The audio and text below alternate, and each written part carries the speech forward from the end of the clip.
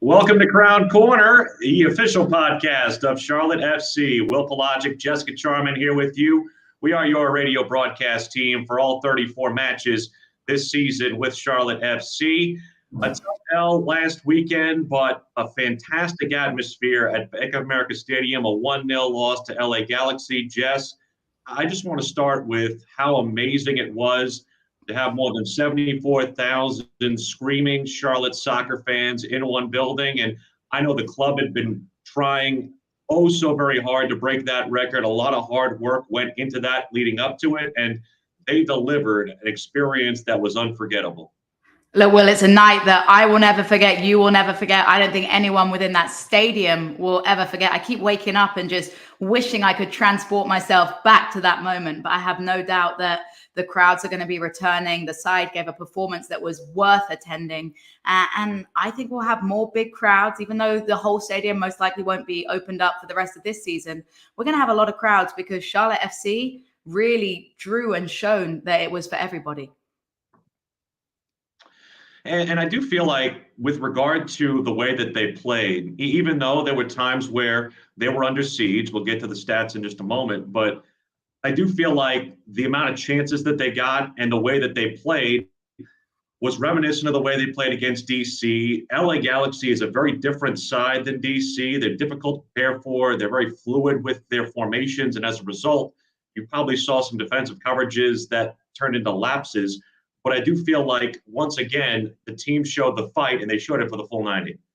Without a doubt, Will, there was a real fight, a passion, a desire, and a maturity when it came to the defending. One of the things we talked about continuously on the broadcast was the smart defending of the players. They were patient. They weren't stabbing or committing. When you're playing against the caliber of players of Douglas Costa, of Chicharito, it can be really difficult because you want to just dispossess them immediately, but they were patient in the defensive plays. It took a worldie of a goal, to get that victory for LA Galaxy. They did create chances, not as many against DC United, but the level of chances created were really good. We've just got to find a way to finish those opportunities when you do carve them out. We are available with Crown Corner on WFNZ's Facebook, as well as Twitter, Twitch, and YouTube. We ask you to submit your questions via Facebook, Twitch, and YouTube for part of Matt's Burning Questions segment at the end of the podcast. Of course, you can always get to us on Twitter at Willie P Style and at Jess Talks Footy during the week. We're going to talk to the fine folks at Uptown Ultras later on in the program as part of our supporter spotlight. We'll get an update on what's going on to that other city to the south, Atlanta, with the Atlanta United radio broadcast crew as part of our opposition research, and a conversation with Jaylin Lindsey, Charlotte FC's Charlotte native. He will join us coming up as we check in on the training ground. But as we continue to rewind what happened last Saturday, we give you our highlight montage, how things sounded after the 1-0 victory, or a 1-0 victory for LA Galaxy over Charlotte FC. We're ready for soccer in the city of Charlotte, and we are underway for the first ever home match for Charlotte FC. Costa in the attacking third. Costa with some space. Left it for Chicharito. Chicharito, a shot save made by Christian Kalina. High class save by the Croatian. Right side, Vasquez. Long shot near the goal off the crossbar. Araujo, right side corner. Into the area. A shot from Chicharito. Save made again by Kalina. Fantastic save from Kalina. Costa in the attacking third. Left it left side for Edwards.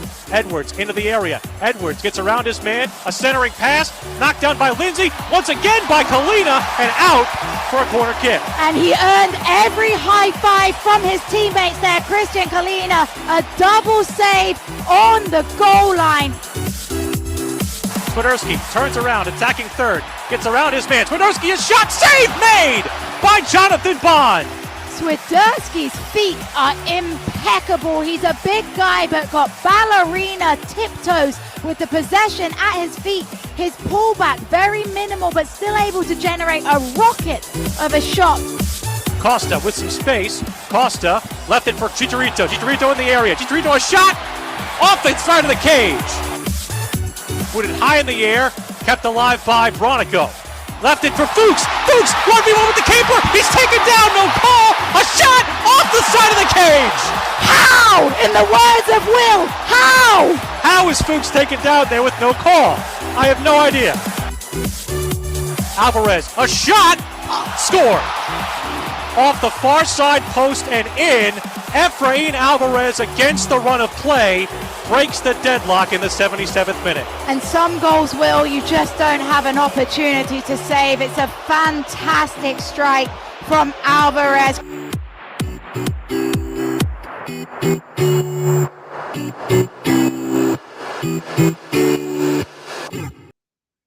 And that's how it ended, a 1-0 loss to LA Galaxy. You mentioned it. It was a worldie of a goal. It's one of those things that I feel like if there was anything you can kind of criticize, the defensive spacing was a little bit much. They did give Efrain Alvarez a little bit too much room on that play, but that's, we're picking at nits at this point.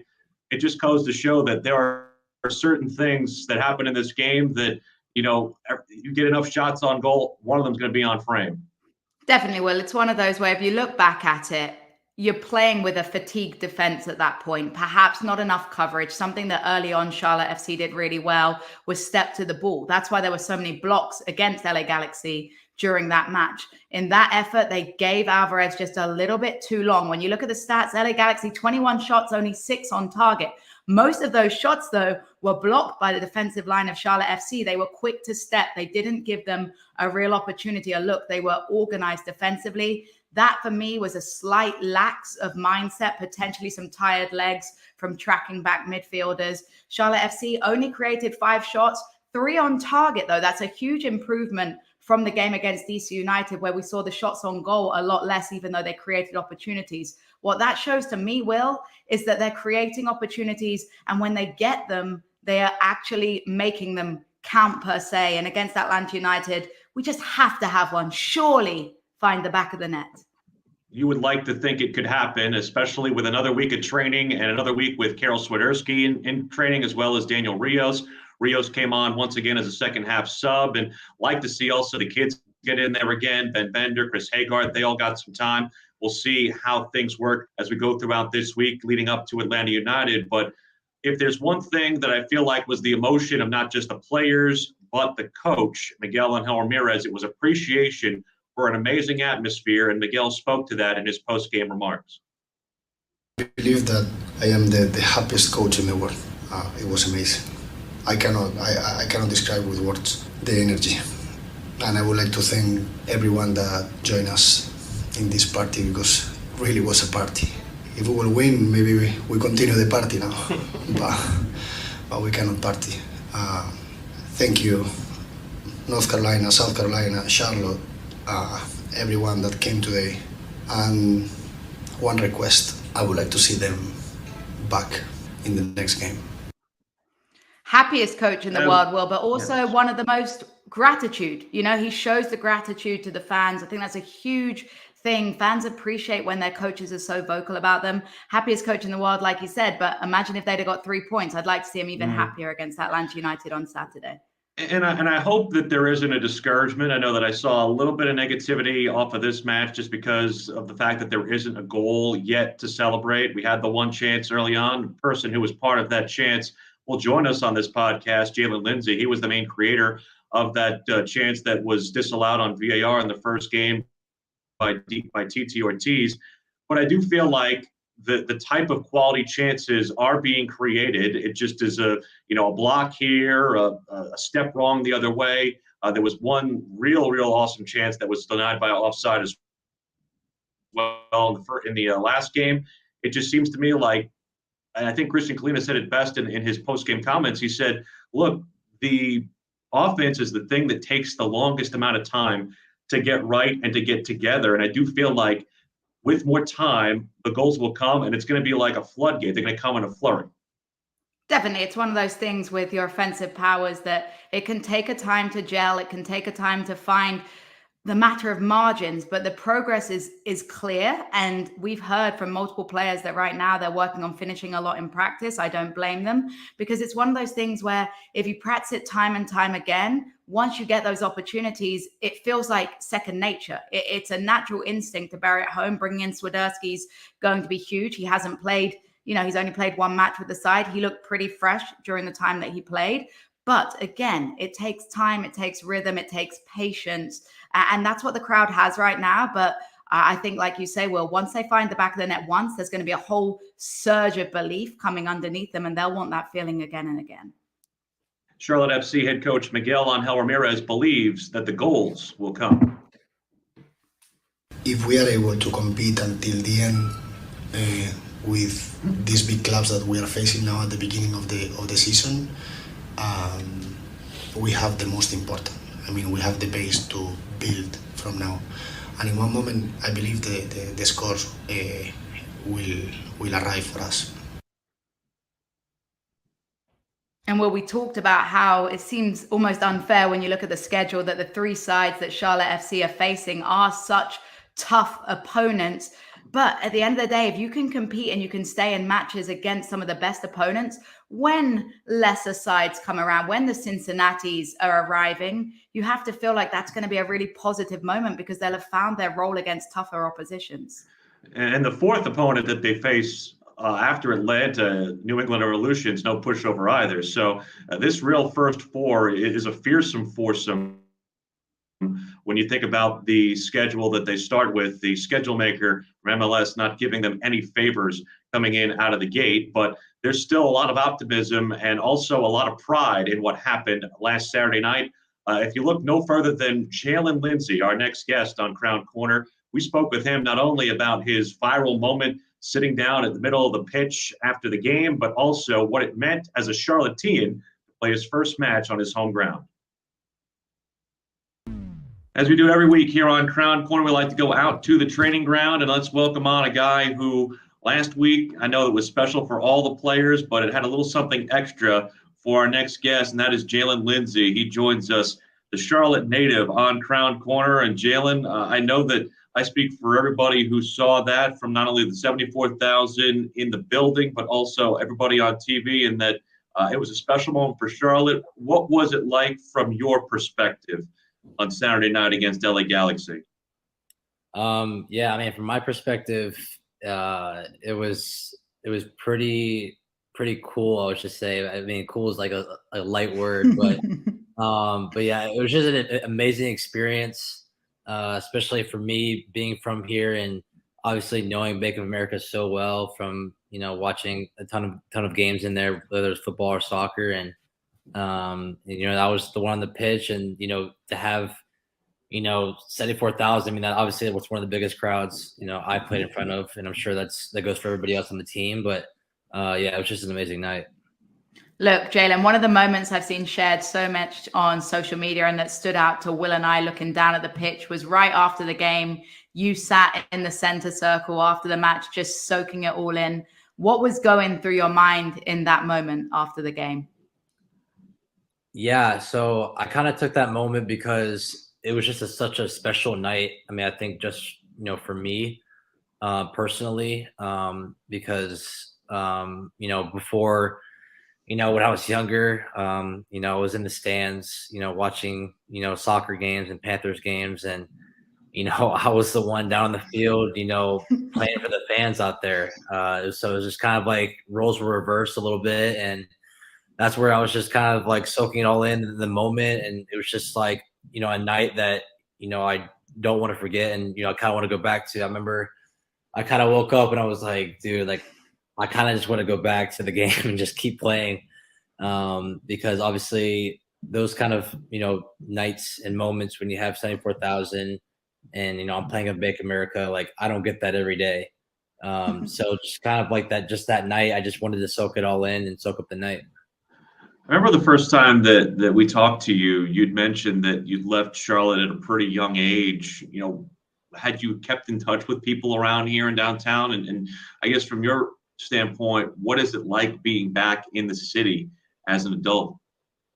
So yeah, I mean, I had tons of people that texted me. I mean, it was people from, I mean, it goes from preschool to like elementary school to middle school to high school to playing like U8, U10, U12. Like there was just so many people that kind of were like along my journey out here when I was out here in Charlotte that texted me saying, "Oh, like I'll be at the game. Like good luck. Like it's so great to see you. Like fulfilling a kind of like a Charlotte native dream and stuff like that." And so that was like a special moment. Obviously, my family's here as well, so they got to go to the game. And like for example, like my dad lives in Florida, but it was like his first MLS game. Watching me, and so I just told him after the game, I said, "Don't get high expectations," because that was like one of the like best games that you probably could have been to. And it set the standard pretty high. So it's just pretty remarkable to see, all the people that I've kind of grown up with were at the game. And, now being back here in Charlotte, I'm obviously an adult now. I'm obviously a lot older.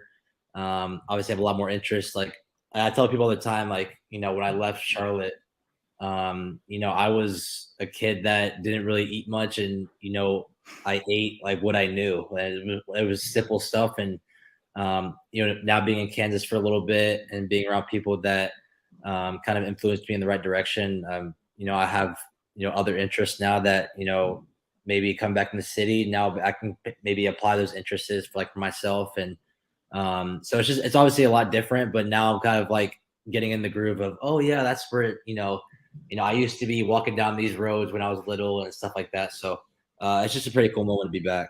I won't get you in trouble with the barbecue thing again. I promise. Oh boy, I trust me. I've been asked that question way too many times. I was the first one who asked it to you, and I ain't gonna go down the road again. Yeah, it's all right. It's no big deal.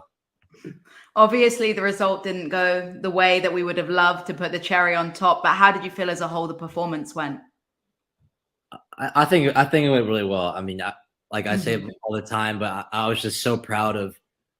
I'm just more proud of how well our team fights, no matter what the score is and stuff like that. Like the same thing with DC. Like we kept fighting even though we were under extreme adversity with the goals that were scored against us and maybe some calls didn't maybe go our way, but we just kept fighting to the end. And I think it's the same thing when we play the Galaxy. Like we just kept fighting over and over again. And you can see the passion that I think everybody has, and everybody kind of influences has on each other, and which is so good for a team, because I think the main thing about this sport is just all about having kind of that character and grit and then passion to keep going, because there are going to be times that are tough, but there's 11 people on the field, and there's I don't know how many on a roster, but you're going to need every single person in the squad, like every single person. And that's the good thing about this team. Everyone pushed each other, from the coaching staff to the teammates, everything. So, from besides the result, I think I'm very proud with our performance. And I think later as we go down the road, I think the goals will come. And I think that, the results will come as well. Yeah, it's interesting. You were actually center stage at one of the main chances in that first game against DC. And there's been plenty said about the chance creation. How would you characterize the level of chance creation through the first two matches? I think we've created a lot of good solid chances within the first two matches. Obviously it's about putting the ball in the back of the net, and that's something that we as a team go back in training and we kind of work towards that. I mean, obviously we've only been the whole squad's been with each other for a month and a half now. So, I mean, I think it takes time just to kind of everybody get used to each other, used to different movements of different players. And, so I think at some point, everything will just, come together. I mean, I don't know when that will be, but, I think for the fans, it's just kind of like, be patient. I know, our fans are amazing, and they know that, being patient right now is, the right thing. So I just, hope for them that they keep being patient with us, and the results and goals will come. And as you say, the performances are definitely improving. I'm sure the fans see it just like we do. You're led by Miguel Angel Ramirez. Everyone speaks so highly of him, whether it's in the media, players. How do you feel he is as a leader for you? Yeah, I think, just from the very get-go, I think he's like a great leader. Like he's just one of those coaches that, is so passionate and loving for the game that it's like he's just always smiling and stuff. Like in practice, it's always good to see a smiling face when you get to practice, because you're ready for a good day, you're ready for a happy day. You want, obviously when you go technically to work. I don't call it work, but some people might do. But you want to go there, have as much fun as possible, and I think he makes that happen no matter if it's a training session or maybe even a lift, or even if it's the game. Like he wants, the best out of all of us. And, I think he just brought a really good team together, from different cultures that, we can always influence each other in the same way with, playing the sport of soccer. So I think he's just been a great leader so far, and I hope to continue to be under him. Who have you gravitated toward the team as far as which of your teammates have you gravitated toward the most in terms of your relationships with your teammates? I think so far I've gravitated my relationships more towards, I think the guys kind of like in their first years a little bit. So you got guys from obviously come from college, and maybe some, first time MLSers as well. So, I'll probably say like for example, Koa Santos is one, Chris Hedgar, Mackenzie Gaines, Ben Bender, George Marks, Adam Armour. Those are kind of guys that, I was in their shoes one day when I was at Sporting. And, I always wanted those. I did have it at Sporting. I wanted those types of leaders that, I was kind of close to, similar in age a little bit, but, had that experience. And, with me, having that type of experience in this league and, experiences within a locker room, on and off the field, in the gym, I can kind of guide them, in the right direction, and, hopefully kind of set a good example for them, so that, when they get to my position, like in my 5th year or in their 5th year, that, they're kind of like me, doing the same thing to the kids that are coming up again. So I kind of want to just kind of create that culture of, kind of being that leader and kind of being that role model for those guys, that way when they're, I kind of always want to grow them up quicker, because I wish, I grew up, and, got like a little bit more mature when in my 2nd year. So that's just kind of what I want to be to those guys. But obviously at the same time, be their friend and stuff like that, which is all cool. And, they're all my brothers as well, so which is really good. So that's just kind of like what my relationship is more towards. And I can say from the outside in, we can already see that you're getting this leadership component. It's clear that everyone on the pitch believes in you, trusts in you. So it's really great to see that. Atlanta, you're from Charlotte. You understand that sort of rivalry. How are you guys preparing for that? Is there a rivalry brewing somewhat? Does it mean slightly more that you're traveling down to another city in the South, we'll call it? Well, personally for me, I count it as like a rivalry because, growing up here in Charlotte, at the time it was Georgia United, but then became Atlanta United. That was kind of like our rival a little bit. Like we always wanted to go to Atlanta and kind of just, get a win out of there. So for me personally, I think it's a rivalry, and I hope that that kind of transfers over to, Charlotte FC, Atlanta United a little bit. So, so I think obviously Atlanta's a great team. They have great players, and at the same time this week we're gonna train to practice, to watch out for these good players, and obviously they have a great team as well. So we just gotta get it on the front foot, kind of play our game a little bit, and like I said, the goals will come, and hopefully we get a couple goals. It's kind of one of those teams that I feel like, I don't want to say it's easy to prepare for, but what they're all about. You know that they have Joseph Martinez. You know what they have in terms of their offensive firepower, but they do have some defensive vulnerabilities. And I know that, a lot of times with these teams who are of a higher profile, does it make it easier for you to I guess, scope them out and figure out how to get yourself your openings, so to speak? Yeah. So, like Atlanta United's a little bit similar to Galaxy. Like you obviously know, like kind of like who their big time players are a little bit. Like for example, Galaxy, they had Chicharito and Douglas Costa were kind of their big two. And, we're going to get it to Atlanta, and, kind of their big star is Joseph. So like, obviously if we kind of, force him in a direction where he gets a little bit uncomfortable, that's perfect for us. And, I think, he's kind of like their main kind of, middleman with their team. So I think if we kind of like shut him down a little bit, I think the rest of the game will kind of, be better for us a little bit. So, but at the same time, like we got to focus on ourselves too. Like we're at the same time trying to set an identity for ourselves in this league. And, I think once we, do our own thing and, keep our possession a little bit in the game and control the game a little bit, I think we'll come out with a good result. Well, Jaylin, we certainly hope that you guys bring back the 3 points to Charlotte from Atlanta. We certainly love having you not only represent the city, but represent the club. We've had a lot of fun talking to you so far. We wish you the best of luck this season. We hope to talk to you soon. Yeah, appreciate it. Thank you, guys. He's such a cool dude, isn't he? So cool that his WhatsApp group, that's a WhatsApp group I want to be in, Will. Ping, ping, ping. That's a cool group of kids to be chatting with, I think. He said that he really gravitates toward the young kids, and you see it in training. I mean, Bender's always around him. Chris Hagart's always around him. Koa Santos, who was a trialist who earned himself an opportunity to be on this club, is also around him all the time. And the one thing that I feel like is the main criticism of this club for people on the outside is the MLS experience. Well, they have that in spades with Jaylin, and it just, I think, carries over to the rest of the side.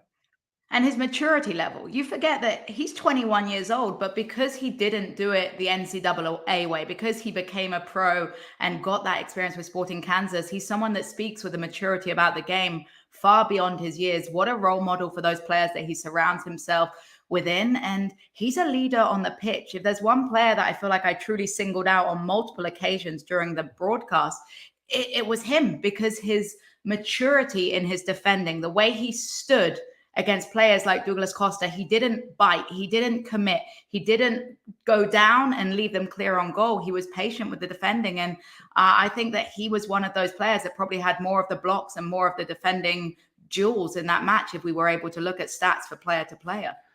And speaking of on defense, the team would not have been in the game if not for the play of Christian Kalina, their goalkeeper. He earned the man of the match designation at the end of the match. He had all those saves that you heard in the highlight montage. It wasn't his fault that he gave up that goal. It was, again, a strike that was basically unstoppable. And I feel like we are not talking enough about how solid his play has been through the first 2 weeks, because I know the goals against difference or the goals against number is a bit galling, but I feel like Jess, he has kept his side in games, especially in these first two.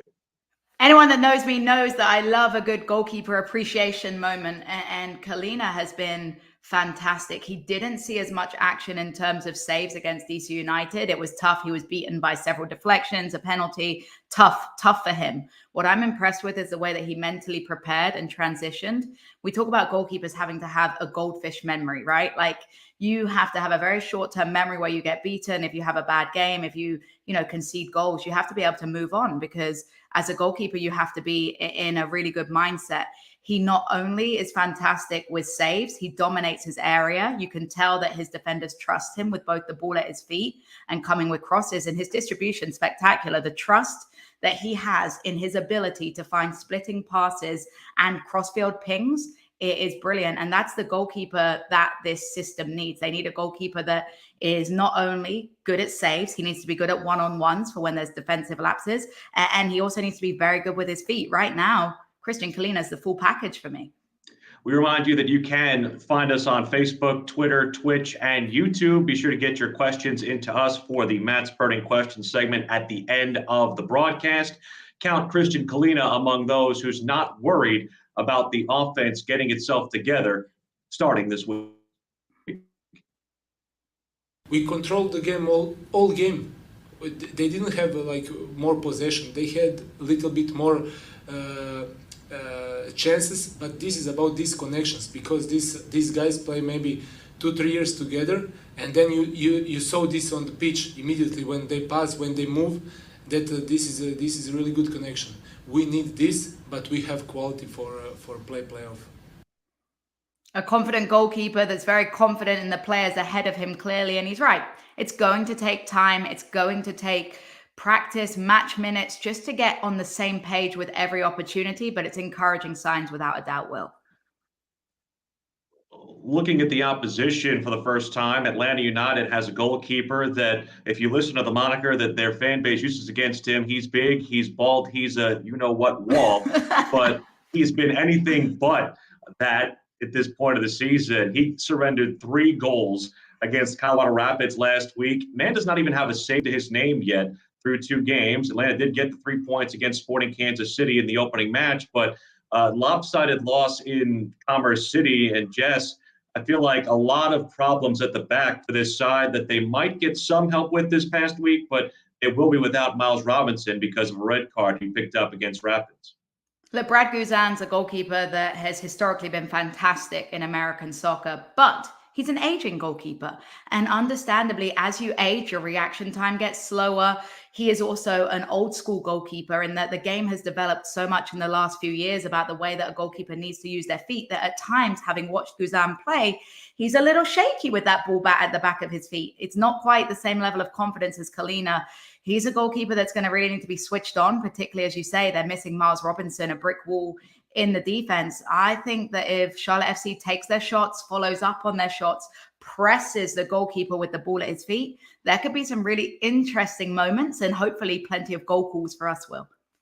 I'm hoping so. I really think that this could be the week that we get a goal, and how sweet would it be to have that first goal come against the rivals Atlanta, and also 3 points to boot that could come home up I-85. Let's learn a little more about the squad that we will face this week down in Atlanta. We check in with Mike Conti and Jason Longshore from the Atlanta United radio broadcast team on Sports Radio 92.9 The Game.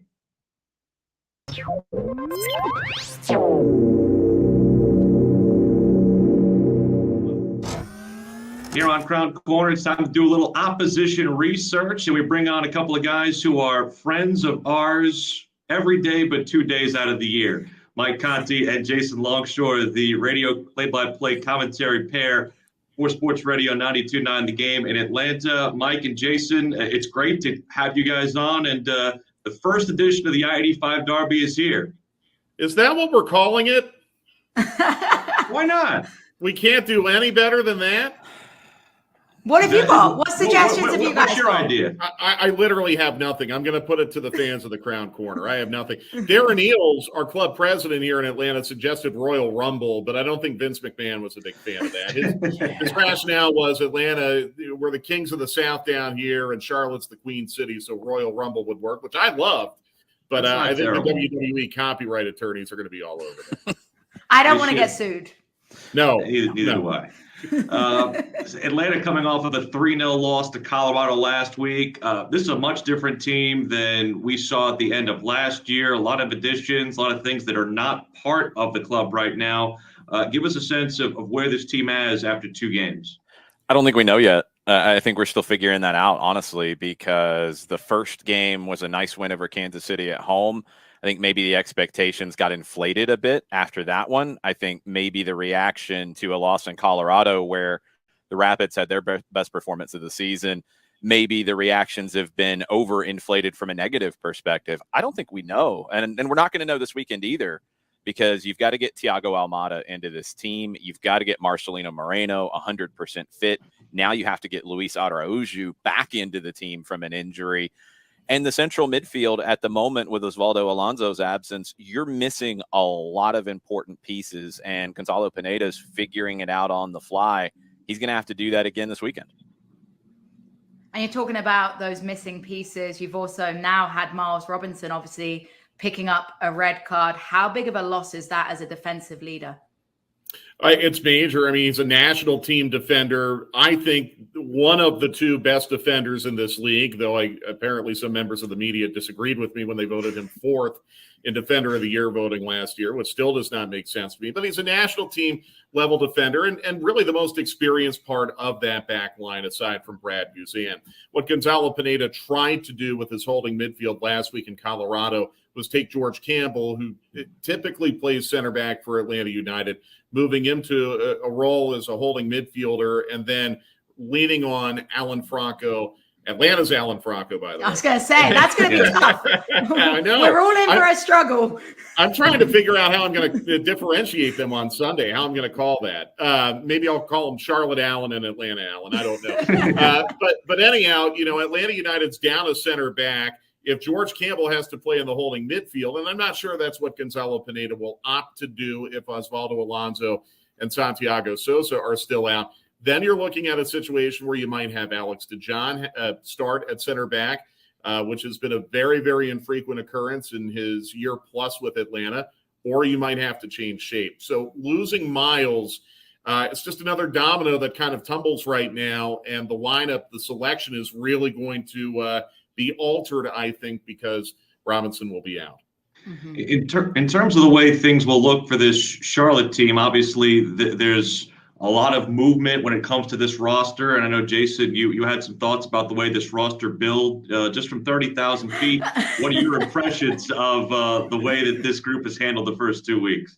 I think they've handled the first 2 weeks really well in light of the roster build. And look, Charlotte's not the only one that has had, a difficult time in preparing for the season on the roster. Toronto's a prime example. And Toronto, with no outside backs in their team right now, they're playing wingers in that position. They were very poor against the New York Red Bulls. I don't think Charlotte has looked very poor in either of their matches. I thought they were much better than a 3-0 loss against DC. And they were under siege at times against the LA Galaxy, who's a top team in the Western Conference, in my opinion. But a 1-0 loss there, that is nothing to feel bad about. Miguel Angel Ramirez is able to make up for some of the deficiencies in the roster build. And he's going to continue to build this team going forward. He does need some more pieces to work with. And I think the summer window for Charlotte is key. If he gets a couple of key pieces in that window, and look, you still have time before this window closes. If he gets a couple more pieces, then he's got more to work with and he can be more dangerous. But he's doing a great job working with what he has currently. Without a doubt, we saw the attendance record broken. Atlanta United, former holders of MLS attendance record. What difference do you think it means for Atlanta United that this game is home? And Mike, are we calling it a rivalry yet? Is it a rivalry yet? I don't know, Jess. You tell me. Is it a rivalry? Between at least us, Mike. We're gonna go. Oh, between us, it's a rivalry for sure. No, I don't subscribe to that at all. I like all three people in this picture, other than me. Now, listen. First of all, Jess, I think it does help that Atlanta United gets this at home. The schedule maker was very, very kind to Atlanta United. Usually, and Will can speak to this too because he worked here in Atlanta. Mercedes-Benz Stadium typically has building conflicts in March, either with Supercross or 1 year. We were supposed to host the Final Four, and then, of course, the pandemic hit. But it is unusual for Atlanta United to have 3 of their first 4 matches played at home. So I think it's a big advantage just to get back off the road where you were really kind of wobbly. The pitch really did not play true at all in Colorado. You know that the pitch at Mercedes-Benz Stadium, being artificial, is going to play a little more true. It's a big, I think, emotional boost for Atlanta United, not only to play at home this week, but then again next week against Montreal. As far as the attendance record is concerned, fair play to Charlotte. I think it's great for the league. I know that this has stoked some passion here in Atlanta because here in Atlanta, we're very, very proud of our success with attendance, but Charlotte drawing more than 74,000 on a Saturday night in early March is going to do nothing but elevate the league. And that's the important thing. Jason and I, we talked to Brad Guzan about this last Friday, the Atlanta goalkeeper. Brad, when he came into the league, they were playing in front of friends and family, basically, for Chivas USA, where he got his start. And now that the league has gotten to the point where it's expected that you're going to draw 30,000 plus in Seattle. You're going to draw 40,000 plus in Atlanta. Charlotte will probably consistently draw 30 or 40,000. Cincinnati, who's been a wooden spoon team, is still consistently drawing 25,000. This just elevates the league. The quality of play has increased, but the fact now that, the league and its owners and the people who are building the league are getting the reward at the gate, I think it's only going to elevate Major League Soccer even more. And people want to play in front of crowds, don't they? Absolutely. So it also helps players come. We had a lot of Charlotte FC players thrilled at the idea they were going to play in front of a sellout. So love how the league is growing. And tactically, Jason, at least on the pitch, you mentioned earlier the loss of Miles Robinson, which is going to be obviously huge in the back third for Atlanta. Is that where you would say they're the most vulnerable right now in terms of where this game could possibly tilt Charlotte's way? Yeah, I think it's a situation, and we see it sometimes at Mercedes-Benz Stadium with such a big crowd, where if you don't get an early goal, maybe everybody gets a little anxious. So I almost look at the issue for Atlanta is the longer it goes scoreless, the more Charlotte will grow into it. And Atlanta might press a little bit in the attack because they're missing so many pieces in the attack. I think you've got the personnel defensively. The question for Gonzalo Pineda is, where do you put George Campbell in this one? Is he a center back? Is he a 6? If he is in the midfield, is it Alex DeJohn that you trust to play with Alan Franco? If he's in the back line, who is the 6 if Osvaldo Alonso's not available? Is it Mateus Osetiu? Is it Amar Sejdic? Do you see a change in the shape than we've seen generally? Because they're going up against another team that will probably play a line of 5 in the back. That's what we've seen from Charlotte mostly this season, with those wing backs having to sit back a little bit deeper. They struggled against that in Colorado because that's how they played. How does Pineda dial up something a little bit different for this? I'm almost more worried about them not getting a first half goal, and then maybe that doubt creeps in. And I always say it, when you have a team that comes in as an underdog, and Charlotte will be in this one, the longer they keep it scoreless, the more they grow and they feel more confident and they get bigger in their mind. And it's going to give them that advantage going forward into the second half. Well, I know we talk about this being a rivalry between two clubs, but it's not a rivalry between the 4 people in this picture. I know I speak for Jess and I both and say that we're both happy that you guys have kind of led the way for us, and we're happy about this opportunity, and we consider you both friends, although on Sunday we will be on opposing sides. Thank you so much, guys. We appreciate it. Cheers to my second favorite radio crew in Major League Soccer. There we go. I love those guys, but I won't love them on Sunday. Absolutely not, Will. Great guys, great radio calls, but let's be honest, we're hoping we get a lot more positive opportunities to speak on the air than they do.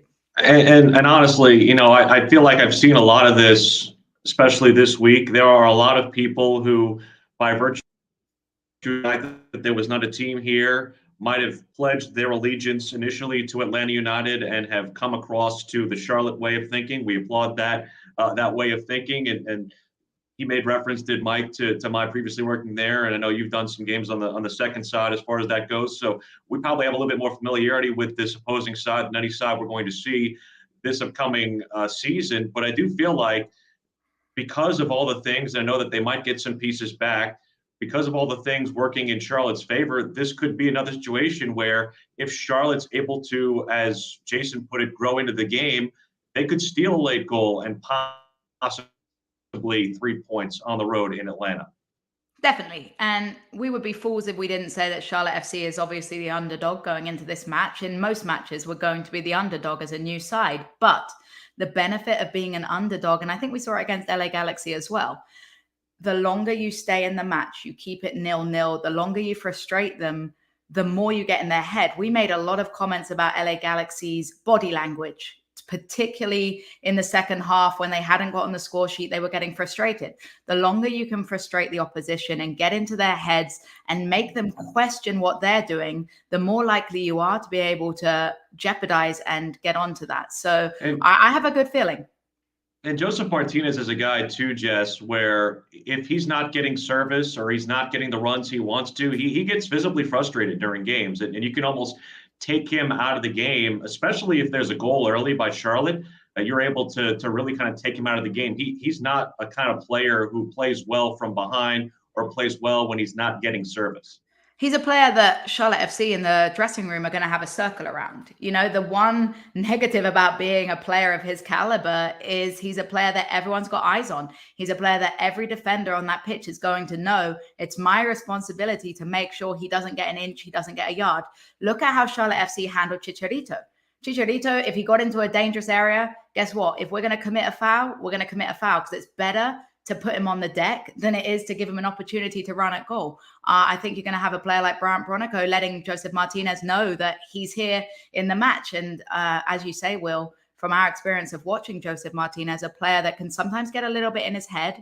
And because he's a leader within this team, if they can see that he's frustrated, they're going to be concerned as well. Very much easily rattled. We did want to take an opportunity, with it being Women's History Month and yesterday being International Women's Day, to recognize a part of Charlotte FC that was really, really cool to see on Saturday night. And Taylor, who was part of the photography crew, Charlotte FC's match was photographed entirely by women. It was basically a real team effort there, with a great group of young ladies who come together as part of the new Charlotte FC photography team. One of those, Krista Jasso, ironically enough, will be photographing our wedding coming up next year. So I wanted to give her a special shout out as well.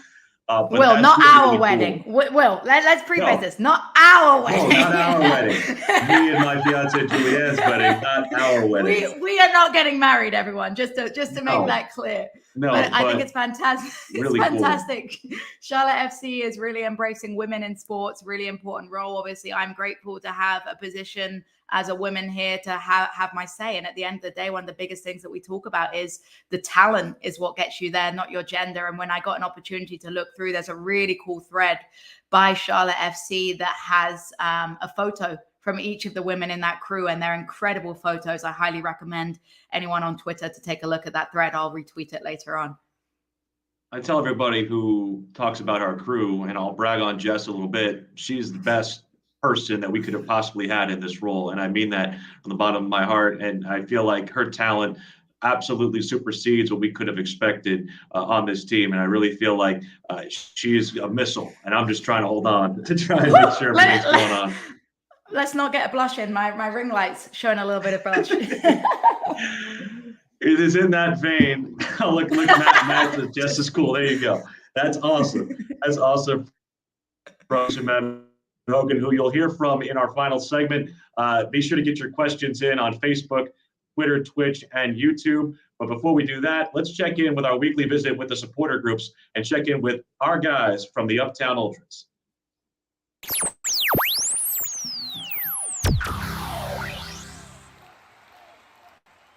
As we do every week on Crown Corner, we like to check in on the Charlotte FC supporter groups. And this week, we focus on the fine folks at the Uptown Ultras. Our guys, Lucas Barnhart and Sean Gartley, are joining us here on Crown Corner. And guys, I have to say, bravo, first off, to the supporters groups as a whole. You guys made that atmosphere so incredibly amazing on Saturday night. And I just wanted to get your thoughts on kind of where you thought the positives were and some of the things you guys might want to work on after having one match in the books as a supporters section.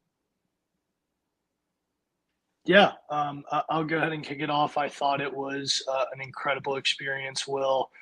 You can expect a young team, young players to have a couple of bumps in the road at the start of the season with an expansion team. But my favorite part about this team is how much better they get week in, week out.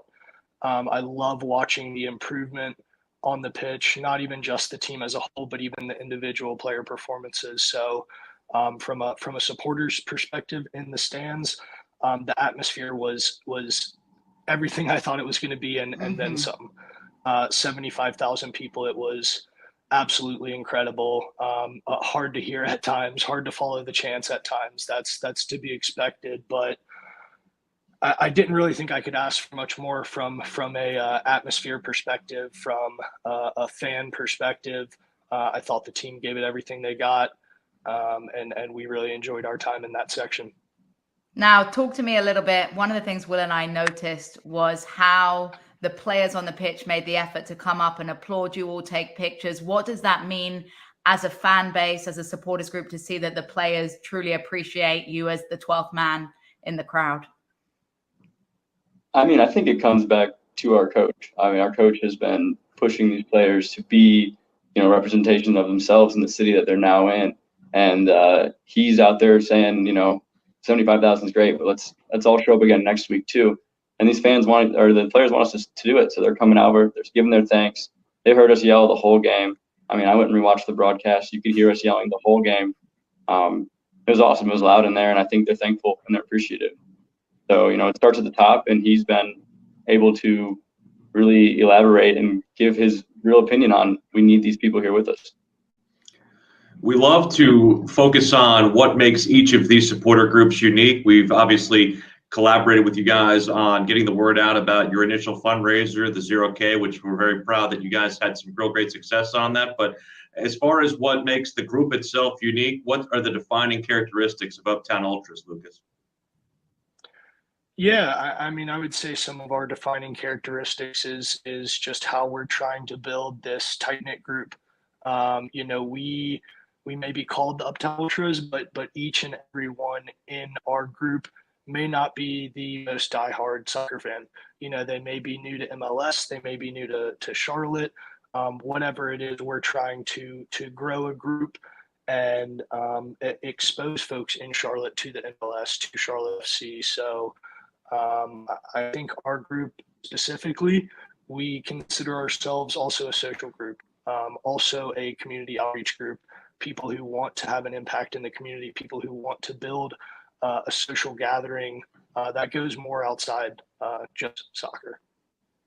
And that's brilliant. And like was said, we loved the 0K that you're doing. And I know you've got some great charitable initiatives coming up. What about this weekend, Sean? What are the big plans for Atlanta United? Are you traveling? Are you guys staying at home? What's going in Uptown Ultras world? So we went back and forth on that for a bit, and we decided we're going to stay home and we're going to have a big old viewing party over at Big Ben's Pub in Elizabeth. We're grateful to be having it there. Great soccer atmosphere. Hoping to pack the place out and have a bunch of our fans cheering us on when we see our first goal and first win. And they've got good sausage rolls. I'll say that. I went over there before the home opener. I enjoyed the sausage rolls at Big Ben. So good choice of location. I was wondering from you guys, because I know that the visiting atmospheres are so unique, and I know that you guys were up in DC and saw all that. What are the advantages of going versus staying? Because I know sometimes it's not bad to be back here and have strength in numbers if you go, because obviously not everybody can fit, you know, a road trip into their budget like that. Yeah, I think that's a great point, Will, and a lot of it does come from the budget. You know, what can you afford and what do you have time for? We constantly realize in these groups that everybody has their own life going on, their own jobs, their own families outside of supporter groups and soccer and all this stuff. So ultimately, it's picking what's important, what's doable for us, Sean and myself specifically, some others in our group. That first DC game was really important for us. We really wanted to be there for the first game, and reevaluating it, we said, hey, well, we'd like to go to some other away games later down the line. So let's sit this one out against Atlanta. Let's stay home. Let's try to build a great atmosphere in Charlotte, invite the other groups who have people staying back, things like that. Okay, and I'm not trying to stir the pot, but how much would it mean for the first 3 points, the first goals to come against Atlanta United, Sean? It's not an official rivalry yet, but is it brewing? Would that be fair to say, at least in the Twitter worlds? Well, Atlanta United's great because a lot of the people from here liked that team when they first started. You know, it was the closer team to us. They weren't DC fans yet. They weren't Nashville fans yet. They were United fans. And so now with Charlotte here, you've seen a lot of fan turnover, which kind of creates a turmoil to begin with. Yeah, it would be great. I just want to get our first win. I just want to get our first goal. It can come against anyone. But, you know, it would mean a little something extra to come against a team that I have so many friends that are fans of as well. What are some of the other charitable organizations or events that you guys are kind of looking towards? Is there anything else you guys have on the books that you want to try and help us or have us help you promote in terms of things to help in the community? Yeah, so coming up, I'll take this one, Lucas, if you don't mind. We have a member in our group that reached out to us about doing an event for the Autism Society. He has a kid with autism, and, you know, we're here to help our people. And so we're working together with him to coordinate an event to raise some money for them in our second quarter. Very nice stuff. Lucas and Sean, the co-founders of Uptown Ultras, we appreciate you guys and hope you guys cheer loud at Big Ben for us. We'll be certainly looking forward to try and see if we can get those 3 points coming back up from I-85. They're not bringing us sausage rolls yet, Jess. We need to make that happen. I'm going to say we need catering. Big Ben, if you're out there, British commentator, sausage roll addiction. Let's go. We certainly love all of the interaction we've had from you guys on Crown Corner so far. It is now time to bring in the mustachioed maven himself, our good friend Matt Hogan, producer, engineer extraordinaire, and really the straw that stirs the drink, if you will. What's going on, Matt? What do you have for us? Well, I got one question. Well, I'll save that one for last. So let's go with who has surprised you guys the most so far? Go ahead, Jess. For me, Kalina, as a goalkeeper, he doesn't have MLS experience. He's a bit of a relative unknown when it comes to playing in this league. And I think he stood on his head. We weren't sure 100% during preseason who was going to be the starting goalkeeper. He didn't get that many minutes with the team. He's been fantastic. Like I say, a full package goalkeeper who I'm excited for the future of. I love Guzman Corujo. I really do. And I feel like he's somebody who makes a lot of plays that will not end up, it's very hard with this sport, so offensively minded when it comes to the stats. There aren't enough stats that can tell you what kind of stalwart that Corujo is as part of that back three. And between him, McCoon, and Fuchs, I know we've talked a lot about how that center back position is stacked. And I know that maybe Anton Walks is coming back this week. I don't know where to put him, honestly, because all three of those guys have been playing real great to start. Well, you mentioned Fuchs, and that is part of my next question, and that is, did you expect Bronico and Fuchs to get as much time in these first two matches? Easy answer. No, if I'm honest. And particularly Bronico, I knew that Fuchs had experience. He's a little older, maybe expect him to play 60, whatever. Brant Bronico has been a star for me. Again, maybe now I think back, he would be one of the ones that surprised me too, but he adds a nitty gritty, chippy style that is really important to have that physicality in your midfield. And Fuchs has an engine on him. I knew that he was a smart player. I knew he was a good defender, but that engine to get back and forth up the pitch. And, he almost had a penalty on Saturday. Incredible player. Really impressed with how the two of them have played. Fuchs has a very pretty ball too. I mean, he loves those diagonal aerials to the opposite end. I mean, he and Jaylin Lindsey are just very much in sync when it comes to guys going down the flank. And look, I do feel like there are a lot of people who might have come into the season thinking that if you were going to rely on Brant Bronico and Christian Fuchs for major minutes this year, that meant that you didn't do a lot when it came to this team. They're in there on merit. And Miguel Angel Ramirez said as much in his comments leading into the LA Galaxy game. He said, look, Bronico's earned the time, and Bronico has the aptitude when it comes to this game model and what needs to be done on a given play. Fuchs, you mentioned it, Jess, has the experience. He is a proven winner. He's part of that pedigree of player that they brought in that has titles from elsewhere. And it's not as if guys aren't pushing them for time. It's just they're playing better than the guys who are behind them right now. My last question is from Trey Eskridge on Twitter. This one's more for Jess than it is for Will. But what is it like working with Willie? Are there flying arms and feet from enthusiasm? All I'm going to say is we have a plan to set up a GoPro at some point in the broadcasting booth, because there aren't the amount of words I can use to explain how exciting it is to be in the booth with Willie. His passion is unmatched. His movement is unmatched. I would say he stands, you talk about fans standing for full 90. Willie stands for the full 90 plus the post-game, plus the pre-game show. And yes, Matt sits behind us. We both have to be aware of flailing arms and maybe a little sweat flying off from the movement as well. Now you're going to make me blush. Because honestly, I will say, and this is going to turn into the Mutual Admiration Society, but I love how we've been able to connect as a booth through not just 2 games plus, but the months that we had planning up here. I mean, you guys are amazing. I want to make sure that your work is recognized, and we do a lot behind the scenes that doesn't get seen, or at least to prepare for this podcast, prepare for the broadcast, that is all a testament to you guys. But I'm sorry if I ever step on you. I'm sorry if I ever flail my arms. I'm hoping these will be first ones if we get a goal this week, right? because if we do have one, then, I'll probably be flailing all over the place. We're bringing water bottles for water showers away from the equipment if we score a goal, but we're grateful to be part of this team. Absolutely. I don't know if we want water showers near the Comrex because we want to be able to use that for the rest of the time. I know how much that thing costs. Matt's getting anxious.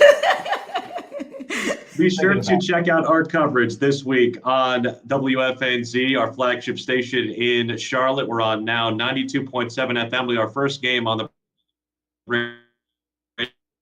new frequency, 92.7 FM, 610 AM, and also on the WFNZ app. We also invite you, if you're not in Charlotte, check us out across the Charlotte FC radio network. There are stations in both Carolinas, so you can find the one that's easy for you. We're also in Lynchburg, Virginia. We're in Greenville, South Carolina, with Myrtle Beach. We've got plenty of options for you. If you do not have an affiliate near you, well, you can contact us, and we'll try to get you guys signed up for that as well.